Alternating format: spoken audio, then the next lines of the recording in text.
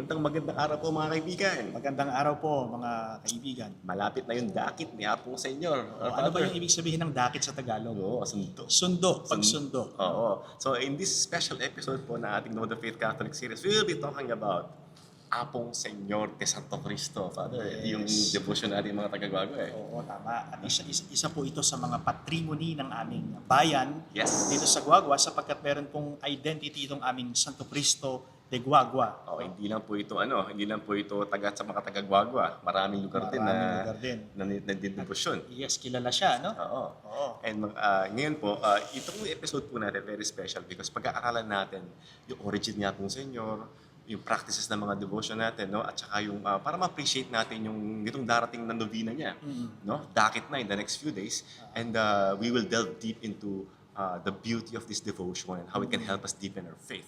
And first and foremost, I'd like to thank, of course, our parish priest, Reverend Father Adrian Paule, Thank you po, Amang Adri. for allowing us to shoot, and syempre ating parochial vicar, Reverend Father Benjamin Espiritu III. No? Thank you, Father Bench. Thank you, Father Bench. And so, Father, before anything else, magdasal muna tayo. Yes, okay po. Let us be aware of God's abiding presence in our midst. In the name of the Father, and of the Son, and of the Holy Spirit. Amen. Amen. Creator of all things, true source of light and wisdom, lofty origin of all being, graciously let a ray of your brilliance penetrate into the darkness of our understanding and take from us the double darkness in which we have been born, an obscurity of both sin and ignorance. Give us a sharp sense of understanding, a retentive memory, and the ability to grasp things correctly and fundamentally. Grant us to be exact in our explanation and to have that thoroughness and charm. Point out the beginning, direct the progress, and help us in completion. We ask this through Jesus Christ, our Lord. Amen. We adore you, O Christ, and we bless you because of your holy cross you have redeemed the world. In the name of the Father, Son, and Holy Spirit. Amen. Okay. Excited ako, Father. Oo nga eh. Kasi dito po sa parokya ni Immaculada Conception kami lumaki ni Father Raven. Yes, and dito po kinasal yung magulang ko, dito po ako nabinyagan, dito po ako nakumpilan, dito po ako nag-first communion, dito ako nag-serve bilang Knights of the Knights, Altar, at dito rin po ako naordinahan 7 years ago. Yeah, so it's very special po itong aming parokya. And devoto rin po tayo no, ng banal na Apong Senyor de Santo Cristo. If you've been doing this, Father, for a long time. For a long time. No? Nabuhay tayo, yan na yun eh. Yes, so mga ninuno pa natin. Ninuno pa natin, oo. But syempre before this, meron po mensahe sa atin. Isa sa mga bishops natin na, Yes. Again, no, very happy to at least acknowledge this program. So, sino ba itong next bishop At natin? kababayan natin Kababayan itong bishop na natin, ito. oo. Taga-Guagua po siya. Ang aking mahal na professor sa seminaryo sa UST, Most Reverend Teodoro C. Bacani Jr., OPDD. Hello everyone, I'm Bishop Ted Bacani. I'm inviting everyone to watch the Know the Catholic Faith series on Facebook and YouTube, hosted by Mr. Paulo Velasquez and Reverend Father Raven Garcia. Thank you, God bless, watch it and you will be blessed. Thank you po, Bishop Ted.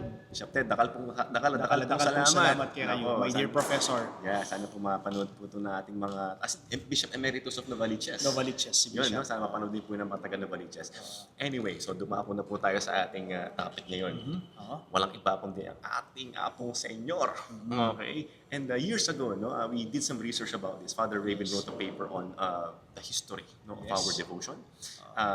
Napaka-exciting nito, Father. No? tama. So, ating maganda pong magsimula nito yung opening statement ngayon ni Father kasi napakaganda po ng discussion natin. Yes. So, pag sinabi nating Señor Santo Cristo de Guagua, we are referring to the image of the crucified Christ, no? The black crucified Christ. But of course, we receive some accusations against non-Catholics, no? And some of them, they're asking, where is the miracle, as by non-Catholic, who mocks the Catholic Church regarding the veneration of the saints and sacred images? Well, icons and sacred images do not possess any magical powers. They are objects of faith and devotion. They are representations of someone who once upon a time lived with heroic virtues and holiness in this world. They are sacred symbols that are being used by Catholics to represent the real person who is portrayed by the image. For example, the image of Apong Senyor Santo Cristo, it's Jesus Christ, no?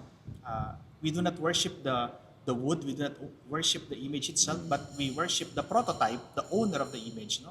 So whenever we use them as an objects of devotion or as objects of devotion, we do not simply end up on the wood carvings per se. Instead, we look for something transcendental that they represent, no? Something spiritual. No? We pay respect to the one representing the picture like that of the living God whom we worship and adore. Hindi tayo humihinto lamang sa kahoy o sa rebulto, sabi nga ni Father Enrico Gonzalez, ang aking professor sa seminaryo, kundi ang ating paggamit ng mga banal na imahen ay may spiritual na patutunguhan. That's right. No? That's right. So the picture is a work of art that through our eyes and sense of touch, we are helped to understand better what we are doing. And the more senses we apply in our communication, the more we understand in a deeper sense what we mean in our action. Beautiful. We cannot just see these sacred images inside the church, or for Catholics are fond of having them in their homes. No? Meron tayo sa mga bahay natin. No? So they reserve a special place by making an altar or sometimes an oratory for these sacred representations. Here in the Philippines, some Filipino Catholics who are not so much knowledgeable in faith use them not just as objects of devotion, but sad to say, lucky charms as well, no? And again, my dear friends, bawal po yun sa ating mga Catholics, no? Hindi natin ginagamit bilang pampaswerte o lucky charm ang mga sacred images. Yan po ay ginagamit natin sacramental upang mapalalim yung ating pananampalataya at ugnayan at relasyon sa Diyos. Non-Catholic sects accuse us of the sin of idolatry as Catholics pray to these sacred images. Let's try to examine. Didn't God forbid carving images or worshiping them? Can we see it clearly in the book of Exodus chapter 20 verse 3 to 4? You shall not have other gods beside me. Sabi nga, di ba? You shall not carve idols for yourselves in the shape of anything in the sky or above or on the earth, below or in the waters beneath the earth. We can find that in the book of Deuteronomy chapter 4 verse 16 to 17. It says, do not degrade yourselves by fashioning an idol to represent any figure, whether in the form of a man or a woman, or any animal or on earth, or any bird that flies in the sky. No? My dear friends, what God forbids are the gods like Baal. No? So, Yes, Old it's Testament. in the Old Testament. That's Pinagbawal ng Diyos sa book of Exodus ang paggawa ng rebulto o imahin. Pero ano ba yung ginawang imahin ng mga Israelita? Kung babalikan natin yung Old Testament sa book of Exodus, sumamba sila sa golden calf. Yeah. At gumawa ng mga Diyos-Diyosan, yung mga Israelita. So what God forbids are the gods, no? Yung mga peking Diyos, hindi naman totoong Diyos, like Baal, that we can find in the first book of Kings, chapter 18, verse 16 to 40. And the golden calf, yung gintong guya, in the book of Exodus, chapter 32, which are pagan gods. Doon nagalit ang Diyos. At yun ang pinagbawal ng Diyos. For non-Catholics, these non-Catholics fail to understand the real essence and the correct purpose of these sacred icons, and this wrong comprehension paved the way for them to condemn us by the sin of idolatry. Akala nila sumasamba tayo sa mga rebulto, Yes. but they don't know the essence of worship. Yes, oo nga. And let me add, bro, no? There is a big difference between worship and veneration. Okay, good. Because the word worship or adoration comes from the Greek word latria. No, latria. Kaya nga kapag sumamba ka sa ibang Diyos-Diyosan, we call it idolatria. Because latria, idolatry. That's Nice. why ang dapat sinasamba natin mga Katoliko ay isa lang, ang Panginoong Diyos, That's right. ang Panginoong Hesukristo, ang Santissima Trinidad. When we go to the Holy Mass, to the Holy Eucharist, that is latria. Because latria is worship, adoration, exclusive only and directed to God. When we pray to the saints, actually when we sing the Lupang Hinirang and we pay homage to the Philippine flag, it's not latria, it's proskinesis in Greek, no? It's veneration. And veneration is different from worship. Iba po ang pagsamba sa pagpaparangal, no? Yeah. When we pay honor to the Blessed Virgin Mary, we call it hyperdulia. Hyperdulia. Because it means mataas na uri ng pagpaparangal, no? Yun po yun. So, kahit tignan po natin sa dictionary, meron pong ibang definition ang worship at veneration, my dear friends. So, we Catholics, we do not worship these images, but we respect them, we pay honor, we venerate them. No? Especially those that they represent. Yes. And we're Tama. very fortunate po because si mismo Jesus Christ ang ating patron. No? Tama, The crucified Christ, kakatapos lang po ng Holy Week. Oo nga. And yung iba, nagtataka sila, ba't ganyan na lang yung devotion ng mga tao sa Santo Cristo? Oo. Yun yung way Oo, As tama. actually, I had a post with regards to the veneration of the image of Quiapo back in Yes. January 9, no? Oo, tama. And we have the similarities between that and we talked about their strong, grabe yung, Tama. ikaw din, nag-ano ka, Father? Tama. Nag-misa ka nun eh. Oo, tama. Napakaraming tao. Translasyon sa Napakaraming tao. the whole day. Yes. The Black Nazarene or the image of the crucified Christ, much popularly known as ngayon sa atin, si Apong Senyor de Santo Cristo. Kumbaga wala mong pinagkaiba yung devotion eh. No? There are, unfortunately, no, there are no written documents with that eh. Even ako when I was growing up, alam ko lang, sinasama ako ng mga magulang ko ni Lolo sa dakit. Nabuhay ako, may dakit na. No? And we only have this oral tradition handed down from generation to generation. No? Actually po, yung based from accounts, oral accounts. No? The story of our Apong Senyor came from the Spanish era. Nung medyo bata-bata pa po itong ating parokya, Immaculate Conception, mapapansin niyo po yung ilog dyan sa tabi, yung ilog Guagua River. Tama. No? Naririnig namin yung mga bangka niya pag nagmimisa. Diyan po dumaan yung Spanish vessel at that time carrying a crate with the image of our Apong Senyor. There's a large wooden box daw. Oo nga, ano nga ba ito? Hindi natin alam kung niregalo ba ito dahil bago yung parokya natin. So obviously, this is hundreds of years old already. No? It's older than any other religion, sekta na hindi Catholic. Tama. Mas matanda pa po sa mga Mas nauna po ibang yung sekta. Apong Senyor sa ibang Yes, sekta na hindi tama. Katoliko sa Guagua. Tama. Alright? So according to the story of our ancestors, no, what they found inside this wooden box po is the image of our Apong Senyor, and when lumalis na po yung ship, dinonate po ito sa ating simbahan na mabata-bata pa lang. So which means 400, 500 years. The parishioners venerated this image of Apong Senyor. And after a couple of years, tinransfer po ito sa chapel sa Santo Cristo. And by the way, mga kaibigan, si Brother Paulo po ay tubong Santo Cristo. Taga dun ho ako. Yung bahay po niya ay malapit, walking distance lamang po. Katapat lang ng kanto. Katapat lamang ng kanto chapel. na tapat ng chapel kung saan po ginaganap. Sobrang, lahat po kami, nanay tatay ko, dun na sa Purok 5 po, Purok 4, 5, as gitna yan eh. Tapat po ng barangay hall namin, no? Kaya mas maganda siguro kung ikaw yung magkikwento Oo ng nga history, eh. bro, no? Ikwento Oo mo nga yung buong Actually, history. nung binibigay ko sa akin yung research mo, nahiya naman ako kasi parang mas alam mo pa eh. But this, as I mentioned, these were passed on from oral tradition. Even my grandfathers, ito yung kinukwento sa amin, no? I think back in early 20th century, 1900s, 1903, 1903, I think, 1930, mga ganun. No, may sunog daw na nangyari nun sa Santo Cristo hanggang San Pedro. And syempre at that time, yung mga bahay, di naman konkreto katulad nun. And nilipat yung ating Apong Senyor, binilek po dito sa retablo niya ngayon, sa kasalukuyang retablo niya dito sa Immaculate Conception. Ito yung reason, sabi nila, na ganyan yung kulay niya. Kaya Kasi itim. nagkaroon siya ng parang mark. Oo. So ngayon, makikita po natin, maraming, kasi yung ginawa natin yung research na to, yung mga pinakamatandang taga Santo Cristo yung mga tinanong natin. Tama. Librarians like si Miss Aurora Aurora de de Mesa. They saw everything. And she recounted at the time the story of Apong Senyor to us. It took many years before the image was returned to its chapel since it was enshrined in the parish church. Ito po, nakikita nyo sa likod namin. Ito po yung retablo na nakaalat for public veneration.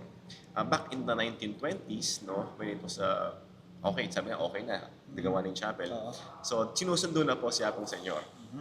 Doon po nagsimula, 1920, yung kanyang dakit. So, every 23rd po ito. Kasi April 24, nagsisimula po yung kanyang novena na nag-end ng 2nd of May. And then May 3 yung ating piyesta natin. Yung May 4 po, kinabukasan, ito po yung traditional na hatid sa bahay, which is yung retablo. So, ino-observe po natin ito na after the celebration of the Holy Mass, sa morning po ng April 4. So yung mga tao po ng Barangay Santo Cristo will now return the venerated image to its place in the parish. Ito po ang tradition natin is being observed every year. Taon-taon po ito. And through the years, parami yung mga tao, lalo na hindi taga-Guagua, nagdidebosyon po sa ating banal na patron. Marami daw pong mga nasagot na mga panalangin, mga milagro na perform. Not because, as you mentioned, Father, hindi dahil lucky charm siya kung sa inyo. Not because may devotion ka, nanalig ka, nagdasal ka, ginawa mo yung trabaho mo. Kaya, through grace, nag-transform yung kaluluwa mo because of your devotion. This is why people all over who's even not from Guagua, they join despite of many risks that they might encounter during the translation. Alam mo naman, Summer to Father, Yes. di ba, napaka-init yan, delikado. Oo. Right. So now let's discuss the high point of the devotion to Apong Senyor Santo Cristo de Guagua. No? So the dakit that Brother Paulo made mention a while ago happens every April 23, no? When thousands of devotees go to Guagua. No? Hindi lang taga rito sa atin, Yes, meron pang nanggaling sa iba-ibang lugar. That's right. No? So they go here to Guagua in order to participate in the traslasyon, or much popular term, Dakit Senyor. No? Contrary to the popular understanding, May 3, my dear friends, is not the solemnity of the exaltation of the cross. Instead, okay. its liturgical feast is being celebrated every September 14. No? Ang tagumpay ng Banal na Cruz ay tuwing September 14 po natin pinagdiriwang. Pero ano ba yung meron sa May 3? Bakit tayo nagpifiesta dito sa Guagua Yeah. ng May 3 at ang Banal na Cruz ang pinaparangalan natin? No? However, since the month of September falls on a rainy season, the people of Guagua Maulan. opted to commemorate it every May 3 since they want to connect it with the finding of the real cross of Christ by Queen Helena in Mount Calvary. And that was probably one of the main reasons why we celebrate the Santa Cruzan. Kaya pala, may Oo. novena, may Santa Cruzan din, Yes. Father, no? Yeah, Santa Cruzan, no? During the month of May. Yes, Tama. yes. And my dear friends, take note, Santa Cruzan is different from Flores de Mayo. At yan, i-discuss po namin ni Brother Paulo sa mga Susunod na next episodes episodes natin. natin. no? Yeah. So, the traslasyon is not just one of the many expressions of devotion to Apong Senyor. There are also many other reasons why the devotees participate in some festivities. No? I remember, according to Paul Francois Tremlet, no? Sabi niya, French ba to, Father? yeah, French na? French siya. Paul Francois Tremlet, sabi niya, devotions like these are similar to the traditional male rites of passage and painful initiation. Kaya nga, natatandaan mo bro, nung Biyernes Santo, di ba, nanood tayo ng procession sa tapat ng bahay ninyo. Yung Apong Senyor Santo Enchero, may mga tao dun sa ilalim ng kanyang karosa. Oo, tama. Pumapasok sila doon, Namamanata sa namamanata, ilalim, oo. nagpepenitensya po sila. Yan po yung tinatawag nating painful initiation. No? And why do so many devotees take the risk of joining this traslasyon?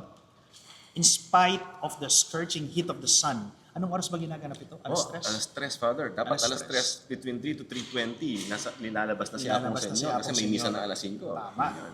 So in spite of the scorching heat of the sun and the presence of thousands of devotees joining the procession wherein there is a possibility for them to get hurt and to meet an accident in the course of the traslasyon. So the traslasyon of Apong Senyor Santo Cristo can somehow be compared to a pilgrimage. That's the reason kung bakit natin siya nililipat. Right. Parang yung sa Quiapo, traslasyon din po ang tawag natin doon because it can be compared to a pilgrimage but it is not exactly the same. So devotees are joining this kind of risky procession because of their spiritual hunger. As Father Timothy Radcliffe OP, actually Cardinal Timothy Radcliffe, Cardinal pala. yes, Cardinal Radcliffe OP, explains, sabi niya, going on pilgrimage is rooted in our human nature. Pilgrimages can be expressive of deep conviction, but also give space for the unsure, those who travel hoping to find something on the way or at the end. O yun Sabi nga, ni Father, Lee. it might sound, ito mga ginagawa natin, like trastasyon, dakit nga kung Senyor posisyon. Akala kasi ng iba, idolatry to. This is not idolatry, no? The devotees find something na hindi mo ma-explain kasi nga marami po na kadalasan hindi marunong magbasa, hindi nakakapagbasa. Tama. No, hindi rin nakakapag yung understanding nila of learning the faith comes from visual representations.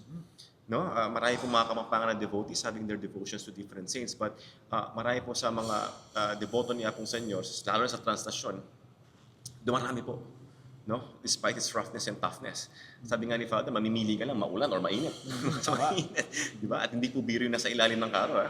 So, yung devotion po natin sa ating crucified Christ sa Guagua po, no? Remains to be an authentic expression of our faith. Ito yung pananampalataya ng mga Guagueños. No? Before embarking into this discourse on this popular devotion, tignan po muna natin yung emphasis doon sa interplay between yung tradisyon ng dakit na tinatawag, yung novena, fiesta, at saka yung atad or yung return, yung paghatid. Kumbaga, yun. Okay, so The traditional dakit of Apong Senyor Santo Cristo of Guagua defined as an act of fetching the image from the parish church dito po sa Guagua, going to its Papunta sa chapel in Santo chapel. Cristo. It started around 1920s. Though there were no written documents found regarding this matter, but only oral story that was handed down from generation to generation. And this traditional dakit is annually observed every 23rd of April. This dakit of Apong Senyor Santo Cristo is the translasyon that I am referring to as it is written above, no, or as it was mentioned above. Yeah. So, people who join this dakit are not just citizens of Guagua, Pampanga. Some of them came from other places and other regions, especially during the time when the dakit of Apong Senyor was popularized by the social media. Most of those who attend this risky procession are the solid devotees of Apong Senyor, and some are just those who would like to satisfy their curiosity and find meaning in it after observing. No? These are the known reasons why devotees pledge to join it yearly. Yeah. And Yes. the town of Guagua is being crowded yearly by thousands of attendees, and one will be amazed because of their willingness to join the dakit of Apong Senyor Santo Cristo. Yeah, in fact, Father, pati yung mga kababayan natin na galing ibang bansa pa, Tama. inuwian lang ang dakit. Umuwi po sila rito. Lalo na yung mga successful sa ibang bansa, no? They went to nakipagsapang lang sa ibang bansa because of their devotion, pinagdasal nila yung opportunity na magkaroon na magandang trabaho doon. Tama. And to pay their thanks to our Lord, no? To the devotion to the Santo Cristo, umuwi sila doon sa dakit, doon sa translasyon. Sabi mo nga, risky. Bakit? Kasi alam niyo po, yung mga, since alas 3 po yung aming translasyon, no? Yung init ng araw sa taas, at saka yung init ng kalsada, tapos nandun ka sa ilalim ng araw, Tama. no? Tapos nagkipag-procession ka. Ayun, kaya sinasara po yung kalsada sa plaza pag ganong oras kasi nga, in-expect po yung ganong karami ng tao. And there are steps, no, and patterns which are strictly observed by the voyadores na tinatawag as they take the image of the Apong Senyor. So meron pong mga naka-assign talaga ng mga tao. Kaya po talaga siya. Oo, tama. Di ba? Kaya po, So, kaya po. meron pong steps yan from retablo, sa loob po ng simbahan, going to the karosa, no, yung pagbibihis po. They follow this pattern, which by the way, we will be observing this coming 23. No, makakasama niyo po ako doon kasi na-assign po ako ni Father to at least man lang mag-guide po. Although alam na ng mga kabari ko yung ginagawa, I've been doing this for years already. No? Then yung time po ng translasyon starts at about 3, no? 3 in the afternoon until it reaches this specific place inside the Santo Cristo Chapel where it's venerated for the next 10 days. No, ito pong mga tao, yung mga kababayan natin sa Santo Cristo, endow meaning to some circumstances that happened during the dakit. So according po sa ating mga kabaryo doon, no, ito yung amin talagang ina-uphold, Father, the voyadores, voyadores will not be able to settle immediately the carriage inside this chapel right after the dakit. Kasi ang dami ng tao eh. No, if they find it too hard to fix it on its proper location inside the chapel, sabi nila, baka daw may pahiwatig na something bad will happen. So pati yung pagpasok, kailangan perfect na perfect yun. No? Of course, we don't observe yung superstition na gano'n. But the thing is that we want to make sure na perfect yung ating ginagawa para sa kaya pong Senyor. No? It reflects what we do. They make superstitions a little bit in this kind of religious activity, but nobody could question because even these things that we observe were passed from generation to generation. No, after the dakit po ni Apong Senyor on the 23rd of April, 9 days po novena yan will follow, and then nag-start on the 24th of April yan until about May 2. So during these novena days, meron pong araw-araw na misa tayo. Yan, I think once a day before kasi may umaga, may gabi. No, one in the morning before and one in the evening. So I don't know where we're gonna bring that back. Pero automatic po meron tayong misa araw-araw. Followed by the recitation of the scriptural rosary, wherein marami pong mga devote yung sumasama din. No? Not only from Guagua, hindi lang po sila here to attend, but also to participate in the liturgical celebration. The feast is being celebrated on the 3rd of May in commemoration of finding the cross by Queen Helena. Yan. So the feast is being highlighted by masses in the morning up to the evening, followed by the grand procession after the last mass in the evening at around 7 o'clock. Again, many devotees from Guagua and even from different places attend the mass and join the grand procession. Most of the residents of Barangay Santo Cristo prepare different kinds of food in order to serve their visitors. One will hear in the streets the mosikos or bands and ati-atihan roaming around the entire barangay just to give music and noise to the residents and guests. On the 4th of March, after the entire festivity has been completed, the traditional atad or the return, yung pagbabalik sa kanya, yung paghatid is observed. No? A mass is celebrated at around 7 o'clock in the morning, followed by another traslasyon, which is called atad or return in English. Apong Senyor from its barangay chapel going back to the church. Despite the exhaustion of the devotees, they still attend the traditional atad. Yeah, yun nga po yung isa sa mga parang mas sinasabi nila mas makabuluhan. Kasi nga pagod ka na doon sa first 9-10 days mo. Tapos ihati mo pa siya pong senyor. Meritorious ba? Meritorious, Oo. kumbaga yun yung mas meritorious naman lahat. Oo. Pero yung dahil sadmet, inatad mo eh. Kapampangan Kapampangan naman. Inatad mo na. Inatid mo. na. Mas buo, kumbaga. Tama. Para 3 dome lang yun, parang Tama. buo. No? So, yun, nakikisama pa rin tayo sa pagbabalik niya pong senyor sa kanyang retablo dito sa likod namin. Whatever circumstances they're experiencing, no? When the carriage arrives in the parish church, yung mga nakasign, mga voyadores, again takes down the image of Apong Senyor from the karosa, no, going back to the retablo, no, inside the church. Again, they're following a strict step-by-step pattern on how to disassemble some precious parts of the image kasi may mga pamilya po nakatutok dyan, such as yung Indri na nakasabi dyan, yung mga rays, yung kantonera, yung mga pako, yung tapis, no? And some other accessories of the image and karosa. No? Again, the same superstition po na mention, meron pong mga ganun naniniwala pa. But again, as Catholics, we don't observe these We things. should not believe in superstitions. But mas actually, yung sa atin, mas matibay pa kasi devotion eh. No? Mixed with the restoration of the image. Yun, no? Okay, so now let's put some philosophical background or aspect with regards to this topic. Ano? Since we are sensible human beings, we have our 5 external senses. Our reaction to our daily life experiences is oftentimes based on and rooted on our 5 external senses. The sense of sight, hearing, smell, taste, and touch. No? And we respond based on what we see, what we hear, smell, taste, or touch. And these 5 external senses are the windows of our 6th sense, which is our internal sense, the mind. Sixth sense. Yeah, the mind. No? So, as Saint Thomas Aquinas elucidates, nihil in intellectu, quod prius non fuerit in sensu, which means nothing is in the mind unless it passes through the senses. Okay, got Tama, it. di ba? In connection to the theological and philosophical perspectives regarding the proper use of sacred images, God, who is purely spiritual, cannot be touched, cannot be seen. Hindi mo mahahawakan ng Diyos. Hindi mo makikita sapagkat pure spirit siya. Hence, as sensible human beings, we need something to touch, we need something to hold on in order for our faith to be strengthened. Yeah, because we're human and spirit. Sensible, yeah. Okay, Yeah. material and spiritual. Tama. Okay.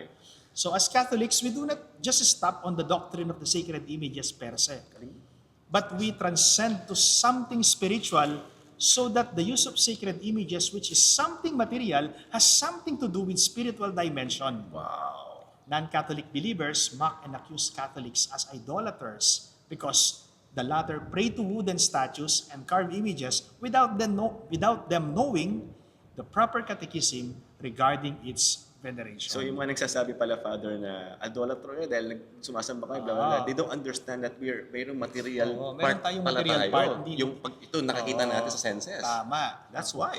Siguro wala silang background sa philosophy kaya That's why yun na when nasasabi na they judge they us, accuse Catholics they na accuse idolaters Catholics daw. that, Yeah. without looking at the philosophical perspective or philosophical aspect. Isa po sa mahirap na subject sa seminary yung philosophy. Yes, tama. Nakadugo po ng ilong yan. Hindi ka So, magiging pari kung yeah, the hindi ka fact dumaan that ng we are philosophy. studying philosophy even before theology says that we are literally complete humans. No? Tama. So, the early church during the 8th century also experienced this kind of allegation. We call that the iconoclasm controversy. The members of this early church were known because they used to be called icon smashers. Maraming ganun ngayon. Merong ganun ngayon dito sa panahon natin. Ano? Sinisira nila yung mga images ni mga Mama banal na Mary. imahe. No? So, may mga iconoclast pa ngayong panahon po natin, mga kaibigan. For their destructive raids on churches throughout the Christian East. These iconoclasts were led by a succession of the Byzantine emperors with the idea in their mind that praying before these images was a violation to the first commandment, a kind of idolatry. Yun daw sabi. Sabi nila. Some fathers of the church like Saint Athanasius, Saint Basil, Saint Gregory of Nyssa And many others are against this iconoclast. Yeah. And the most famous among them was Saint John of Damascus. He was a Syrian bureaucrat, a chief treasury official of the Muslim Caliph in Damascus, a faithful believer, and a proud person to bow down and give reverence before these sacred icons. John wrote an apologetic refutation regarding the iconoclast position to defend the doctrine on sacred icons. In his writings, he quoted from sacred scripture, from sacred tradition, and from common sense. Okay. Wow. He acknowledged the Old Testament covenant that prohibits the use of statues or images, but he also added upon quoting from the New Testament by presenting the incarnation of the second person in the Blessed Trinity. May image na kasi. Yes, si Jesus Christ nagkaroon ng image, and this incarnation changed everything. No? Interesting. Nagkaroon ng imahen ang Diyos na hindi nakikita sa matandang tipan ay nakita at nahawakan, nakausap at nakasama ng mga tao sa bagong tipan. Paano mo nga naman malalaman yung itsura ni Jesus kung di mo nakita? Kung di di mo ba? nakita. Common tama. sense nga pala. Di ba? yun. And Jesus and the Father are the same. Yeah, they are Diba? one. They are one. Yes. No? They are, You they saw are Jesus one. Christ, you see the Father. You see the Father. Nasa Bible po yan, mga kaibigan. At sa Old Testament, hindi po pwedeng makita ng mga tao ang Diyos Ama. Hindi nila pwedeng makita. Mamamatay Mamatay sila. sila. Pero sa New Testament, ang Diyos na hindi nakikita ay nakita, nahawakan, nakausap at nakasama nila. Yeah. No? So, in former times, God being without form or body could in no way be represented. But today, since God has appeared in the flesh and live among men, I can represent what is visible in God. Yeah. I do not worship matter, sabi po ni Saint John of Damascus, no? I do not worship matter, but I worship the creator of matter, Perfect. who became matter for my sake, and who, through matter, accomplished my salvation. Ooh. Meron po ba kayong kilala na dapat marinig yun? Father, napakaganda nun. Oo nga eh. Gusto mo ulitin natin? Tingnan ko ano natin. Sige Oo nga, nga, sabi ano ni natin? Saint John of Damascus, sabi niya, I do not worship matter, but I worship the creator of matter, who became matter for my sake, and who, through matter, accomplished my salvation. So, ibig sabihin yan, Father, yung mga sinaunang tao na nag-carve ng golden calf, yung Baal whoever, right? They actually don't know what they're doing. They do not know what they're doing because And then- wala namang kahulugan yung nire-represent ng mga Diyos-Diyosa na ginawa nila eh. And then Jesus came, alam natin, ito yung itsura niya, Yes. even the matter of bread and wine, eh. No? Tama. And then, he came here, ito yung height niya, lahat na napapos sa krus. At yan po yung exact image niya na nasa likod namin ni Father Raven ngayon. And that's why, Meron tayong basahin dyan eh, yung the Shroud of Turin. oo nga, oo nga. Yung pinambalot sa kanya. Yeah, yung pinambalot sa Yun lang kanya. na preserve natin. That's sa right, ating that's right, simbahan. that's right. So, yung mga imahen po, na which popularly known as yung poon na tinatawag by us Filipino Catholics, no? It's understood to be as Biblia Pauperum na The tinatawag. Bible of no? the poor. But yeah, which means the Bible of the poor. But because the invisible God of the Old Testament became visible in the New Testament, in the very person of Jesus, the incarnation became an embodiment. Meron akong post dito, Father, with regards to sumasama tayo sa mga images. But people kasi don't realize na we're not just carving images of saints, but also painting the events in the Bible because some people cannot read, Cannot the, read Bible. the Bible. If you go to the Sistine Chapel, yung sa taas niya, napakaganda po ng history niya. So makikita mo, ito yung nangyari, ito pala ganyan. So yun din yung way also to catechize even children because children can't read. But they learn through visual aid, right? So that it makes sense. And in addition, no, just recently, we celebrated Holy Week, nagkaroon tayo ng mga prosesyon, di ba? Yeah. Bakit tayo nagpo-prosesyon? Kasi pinoportray ng prosesyon yung mga tableau, no, yung mga senaryo, no, kung ano yung mga hindi natin kayang ipaliwanag sa Biblia, tinitignan natin sa larawan Yeah. para mas maunawaan nating lahat. Yes, Diba? right. So, okay, tuloy po natin. I will cite from Richard McBrien, no, in his Introduction to Catholic Theology and Practice. Sinabi niya, meron siyang sinasabi about 3 key foci regarding Catholic tradition. Sabi niya, first, no theological principle or focus is more characteristic of Catholicism or more central to its identity than the principle of sacramentality. Sacramentality. The Catholic vision sees God in and through all things, other people, communities, movements, events, places, objects, the world at large, the whole cosmos. The visible, the tangible, the finite, the historical, all these are actual or potential carriers of the divine presence. Indeed, it is only in and through these material realities that we can encounter the invisible God. That's number one. Yes. Second, a corollary of the principle of sacramentality is the principle of mediation. A sacrament not only signifies, it also causes what it signifies. No, let me repeat. A sacrament not only signifies, it also causes what it signifies. Thus, created realities not only contain, reflect, or embody the presence of God, they make that presence effective for those who avail themselves of these realities. Just as we noted in the previous section that the world is mediated by meaning. So, the universe of grace is a mediated reality. Mediated principally by Christ and secondarily by the church and by other signs and instruments of salvation outside and beyond the church. Right. And finally, Catholicism affirms the principle of communion, that our way to God and God's way to us is not only a mediated way, but a communal way.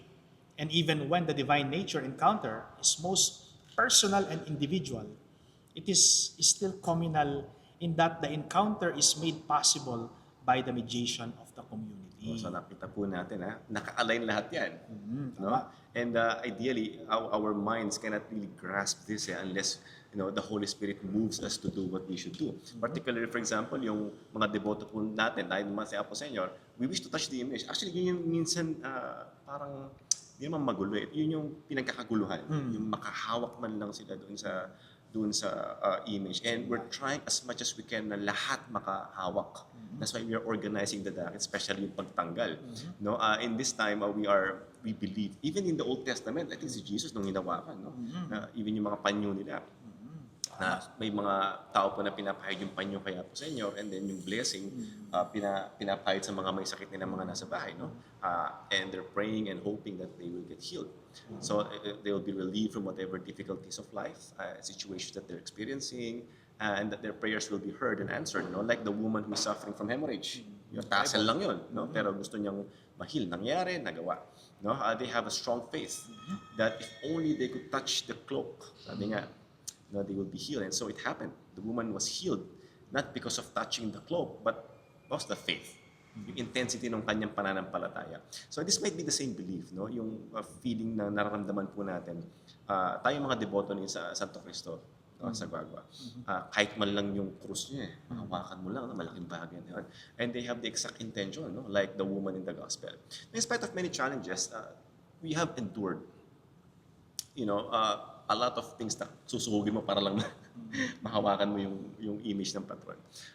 We don't really care about what others will say, but they want something from the Lord is what is more important, and this is what urges us, to exert extra effort just to come closer to that image and touch it. We desire to touch the image because we want God to touch us as well. No? Tayo po mga devoto, we find something in the suffering of Jesus. There's this joining in the suffering. According to an anthropologist, the reason why many Filipinos would like to devote to the image of the suffering Christ instead of having devotion to the image of the victorious Christ is nakaka-relate tayo doon sa suffering na nararamdaman natin. Kasi resurrection is the afterlife. Yes. Diba, Father? So, Yes. ito po yung tinatawag anthropomorphic tendency na nararamdaman natin sa kasalukuyan. So, Filipinos relate their own sufferings to the sufferings of Jesus. Alam naman natin, mahirap ang buhay. But if Jesus is suffering with us, it makes us a lot peaceful even if, and feel consoled because Christ also suffers with us in our lives. I remember during his homily on the Feast of the Black Nazarene in January 9, 2015 in Quirino Grandstand, His Eminence Luis Antonio Cardinal Tagle III. Itong mga deboto ng Poong Nazareno ay naguunahan sa pagsingit at paglapit sa imahe upang makakapit sapagkat wala silang malapitan. Kaya ang Nazareno ang kanilang kinakapitan. So these devotees of the Black Nazarene are very eager to come closer to the image just to touch it because they don't have someone to rely on, and it is only in the Black Nazarene's image that they find refuge. No? The devotion of the devotees to the images of the suffering Christ remains to be an authentic expression of their faith, pananampalataya. And because they want that their petition to be heard, they express it through their panata to the imahe. Ito yung nagdarasal yung katawan. Oo, tama. No? Hindi lang yung nakatayo din ka. Oo. When you perform yung pagpunas, you perform your every walk, Yes. even yung mga participation ng iba-ibang mga tao, iba-ibang ways, ito yung way of praying. Yes, The tama. body is praying. So the imahe is somehow connected to the panata. This panata can be translated or viewed as a kind of vow, commitment, or promise, which is an incorporate measure of ritual familiarity. A panata is one's personal and private affiliation with the imahe. This panata is more on the internal disposition of the devotees that is being expressed externally through their actions and behavior. If we will just listen to a devotee's point of view, we can really appreciate panata, the way they see it as an answer to the steadfastness, love, and divine intervention that the imahe has bestowed on them. Yeah. A panata may be characterized as a private vow. Private vow. Yes, private vow daw siya, no? That is inherently secret. No? Yung iba hindi pinapaalam, ang sarili lang nila. So known only by the person making it, no? Ang sarili. The potency of the vow, the performance of the actions involved, its purpose, the duration of its performance depends on the believer. The panata loses potency or power if it is revealed to anyone. The state of secrecy is of prime importance. Pala number one. Oo, no? However, a panata is publicly performed so that all members of one's town actually know, because they observe that one is undergoing such a process. Para suportahan din. Oo, para suportahan sila. No? So while the content of one's vow is private, the realization can only be achieved in the public sphere, in spaces outside the ecclesiastical jurisdiction of institutional church authority, so that rituals and myths concerning a poon can potentially transform secular spaces such as home interiors and street spaces into sacred spaces. Yun pala yun. So hindi pala siya like fanaticism lang na ano. Kasi either namamanata ka secretly or namamanata ka publicly, which what we see sa translasyon. No? So the manifestation of this strong devotion to our Senyor Santo Cristo revolves around the imahe or the image of the crucified Christ, also known as Apong Senyor. So the image po, tangkad pa si Apong Senyor sa akin. More than 6 feet siya, life size, tas pati puno, right? Wearing embroidered tapis, pakita niyo po sa likod natin si Apong Senyor, nakatapis siya, embroidered, napaka-special ng ano niya, no? Talagang detalyado po yung suot niya, with rays across paved with silver metals. Hindi niyo po makikita masyado dyan, pero pag binihisan siya, may mga sinag po yan sa nakapalibot sa krus. Sa head po niya may corona, no? Thorns and traditional yung tres potentias with its inri on top of his cross. I had this privilege, Father, to clean the crown in the synod when my grandfather was sick. And ilang years din yun, no? Ako yung assistant niya. And it's really, lumulusot sa akin yung corona, sobrang laki. The color of the imahe. Sinubukan mong suot? Yes, lumusot talaga sa akin. Lumusot. Pero matalim. Matalim. No? Kaya naka-gloves pa kami noon. No? So the color po ng ating Black Nazarene, due to the stories niya na kesyo nasunog nila or something like that, yun po yung naging source ng story. No? But because the image is a representation of Jesus who is already in heaven, this antique and venerated wooden image gives us the ability, no, to enter into a direct religious observation and participation, sabi, as a basis of knowledge. Ergo, no, their devotion po natin and religious piety are built around this sacred prototype of our Senyor Santo Cristo. Mircea Eliande calls this hierophany, no? Hierophany, which can be understood as breakthrough of the holy into the world. This means that the sacred uses materiality in order for us to have an encounter with Him, similar to what Saint John of Damascus has said, no?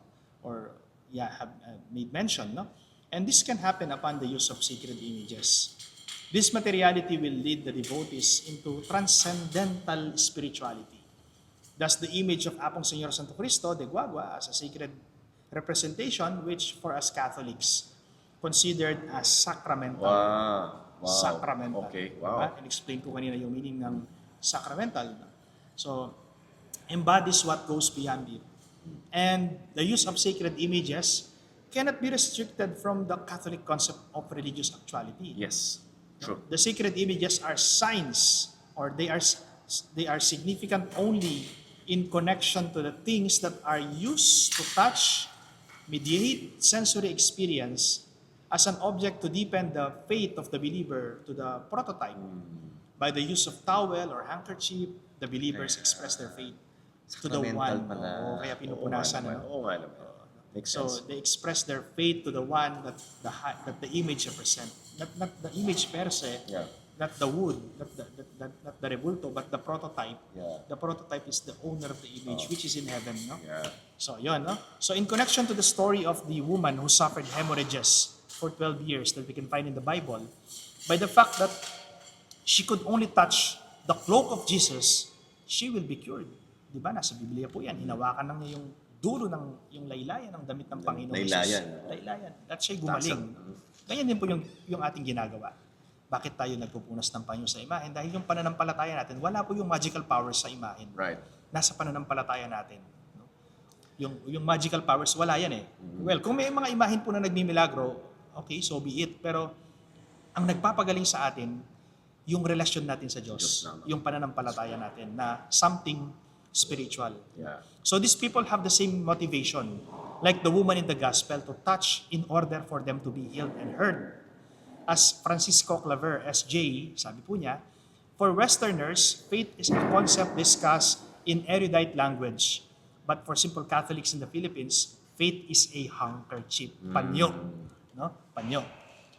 This behavior of the Filipinos does not mean that they are crude, but it is just their simple way to express what they truly believe. Furthermore, Claver elaborates, sabi po niya, the body is the central and the towel and handkerchief plays an important role in the mediation of the sacred. Just as the towel and handkerchief are very personal possessions, often used for personal hygiene, so they are used to express deep emotions and affinity in faith expressions. The towel and handkerchief, which are tactile technologies, demonstrate more than anything the nature of a very personal and material devotion that is publicly observed. These tactile technologies are not merely aesthetic materials. Instead, they facilitate religious experience. Thus, towel and handkerchief cannot be understood separately from what Michel Foucault, the philosopher, calls the art of existence.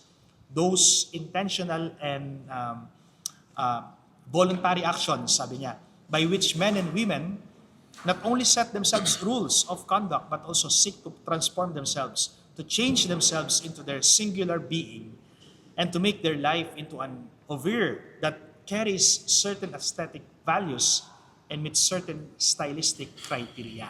Sacramental pala talaga siya, Father. Oo. Ang ganda ng connection nun, ano? Oo. I mean, like, everything came from God. God is using everything in creation to worship Him and glorify Him. Tama. So wala tayong patid doon sa glorification through what we are as human beings. No? So within the whole duration of the novena, itong piyesta po niya pong Senyor, especially during po yung dakit, tapos may procession sa gabi, tapos yung hatid, there is really a need to use the devotees' towels and handkerchiefs in order to show their personal attachment to the Lord. Even in Quiapo, yung patuhan ng ng tuwalya, tuwalya. kakaskas yan. No? In addition, yung po mga deboto ng Apong Senyor express their faith, no? Not only by the use of towels and handkerchiefs. They also express it in some different ways, which boils down to the term panata. Ito yung sinasabi natin kaninang may mga tao na nagbibigay ng tubig, may mga taong sa ilalim ng karo, may mga taong prosesyon, may mga tao na sa misa. Depende, no? We observe this annually, no? They express the panata in different ways. While they are inside and underneath the carriage kay iba, no? Just to sacrifice and experience the heat and the pain. Hindi daw biro Father sa loob. Tama. As Oo. in, Sobrang init daw. But the thing is that they pray inside. You know, Yes. they really into the deep sense of of being with the Lord. They believe that upon doing such things, no, yung pong kasi totoo naman, if you want the conversion of a soul, sabi nga ni Photoshin, there's a price to pay for your prayers. And by allowing the body to pray as well, allows us to merit these things. No? So another form of panata, sometimes they pray the rosary while in the procession, no? Going barefoot, iba. No? Ewan kung may barefoot pa ngayon, pero before sabi ni Lolo, wala silang mga paan, Chinelas. no? Iba naman yan, tubig, iba, meron silang pwesto sa karo, no? So they observe this annually, no? These practices that we observe, no? They're already part of the culture and identity. And sometimes itong mga panata, pinapasa to sa ibang mga next generation. Like may nakita ko doon sa karo, may pangalan din yung lolo, tapos may pangalan din yung tatay. Oo, no? So, permanent na to, no? Even Pierre Bourdieu refers to this as habitus, sabi nga, no? Habitus. This habitus is a kind of structure which organizes practices and the perception of practices. So, this kind of tradition is being repeated so that hindi siya maputol, no? Yun yung ipapasa mo sa next generation. So, the other devotees naman po who join the procession, ni Apong Senyor, no? Do not ask for anything else except yung mga petition ng ibang tao na mapakinggan. Some of them join these activities annually because their petitions are heard na. Mapapasalamat nila yun. No? And so they desire to express their gratitude. No? Walang hanggang pasasalamat, lalo na kapag lasting yung naging resulta ng pinagdarasan nila. No? So they express this gratitude to the Almighty by attending annually the religious activities and festivities. So, yung mga namamanata, no, ito po yung ginagawa natin, no? So, it's a kind of lifetime pledge also to the next generation. I think yung mga anak ko rin, ipoprosesyon ko na. And they can see the sacred vows na ginawa ng ninuno ko, gagawin din namin. And what a way, no, to center yourself again to the Lord. Kasi iba busy the whole year. Kasi ito yung nilook forward nila. Right? On top of Easter. Now, to better understand all of this, no, one needs to be a devotee. Because observers will not understand. So, kung gusto niyo po talaga maintindihan to, samahan niyo po kami mga taga Santo Cristo. No? And we're more than glad to welcome you here. The religious practices of our Santo Cristo, the devotees of Santo Cristo, is a kind of a leap of faith, sinasabi niya. Kasi mahirap intindihin No? Leap of Or, faith. yeah, which... Soren Kierkegaard, Yeah, the Kierkegaard, philosopher. explain po niya. No? Faith is the objective uncertainty with the repulsion of the absurd, held fast in the passion of inwardness, which precisely is the relation of inwardness raised to the highest power. This is nice. Napakagaling ni Soren Kierkegaard. Ano? So, my dear friends, the revered image of the Black Crucified Christ of Guagua, Pampanga, or much known as Apong Senyor Santo Cristo, is being maintained by some caretakers who take charge of keeping and taking care of some parts of the image. No? Sabi nga po nila, meron daw pong mga taga-ingat. No? So, yung siguro maganda ikaw magkwento nga, ko kasi ikaw yung nakikita taga ko Santo sila, Cristo. no? No? So, ito po yung mga normal traditional families who are in charge of the pagbibihis at yung mga parts ni Apong Senyor. At pinapasa po ito sa next generation. Like for example, yung 2 white linens of the image, mayroong dalawa po yan. No? Isa po kay Brother Lito Layog and kay Sister Cindy Rivera. No? And yung po mga pako, yung wig, yung rays across being used during the whole duration of the religious event, no? Care of the family ni Lagman family po, no? Represented by Mrs. Corazon Lagman. The family of Corazon Timoteo Lagman. Yung Inri and the Crown of Thorns, no? Care of the Balbuena and the Parino family, represented by Alex and Alan Parino, no? Sir Alan Parino. Yung Pinyan or yung Silver Tapis po, care of the Mesa family. Yung carriage, yung karosa po, no? And the arrangements of flowers during this dakit, care of Mr. Brother Bert Limson and family. So officer in charge po and for fixing and settling of the image in this carriage, care of the Mariano Fernando and family. Ito po yung mga umakyat sa taas. No? Malakas Kuya Bulan nandyan. And then mga aning mga Fernando family po. No? So Crown of Thorns, Tres Potencia, yung wig, Ordinary Days po. Kami po yun sa Malyari family. No? Represented by my mom. Tita Bel, Malyari Velasquez. Yes, saka po si Tito Emmanuel Malyari po. No? Siya po yung isa sa mga sons ni Tatamberong. When he was sick, nilinis po namin yan. And of course, yung monthly grooming of the image, no, by again the Parino family of the Holy Cross sa Purok 6. No? So sila po yung talagang, ito po yung mga lineup na to, sila po yung talagang very particular na si Apong Senyor po is presentable and talagang ma-appreciate natin yung kagandahan ng ating pananampalataya at devotion sa Kanya through this. Kapag nakita mo kasi siya, Father, makikita mo yung details. Talagang pinapahalagahan siya. No?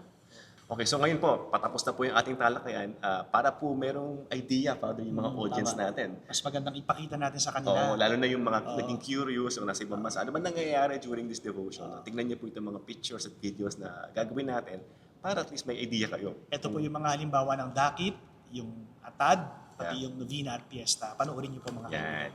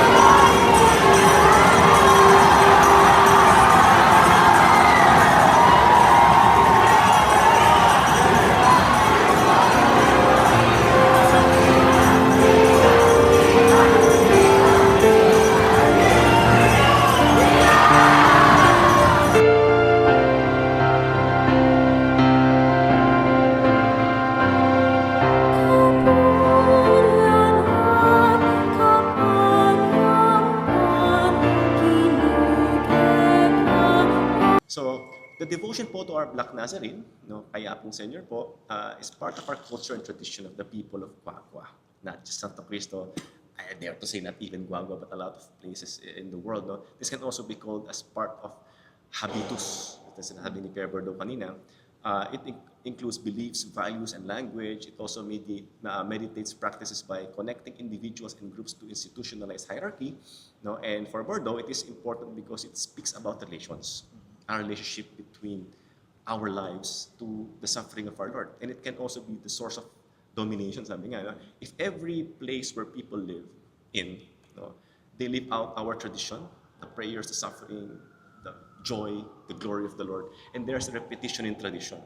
No, this tradition gives stability to the people. That is why it is very significant. Every year, ginagawa natin yan. Okay? And of course, moreover, religion being part and parcel of the people's tradition and belief is a social structure, and we can see that it is very powerful. We can easily distinguish people by their culture and tradition because this stand as their identification. Yeah. The habitus that the people have and the capital that they have defined, no? They define what and who they are. The devotion to the Señor Santo Cristo of the people of Guagua will always remain as part of their religious identity, patrimony, sabi nga, Patrimony. diba? And this identity gives much meaning as the people hand it down throughout the centuries.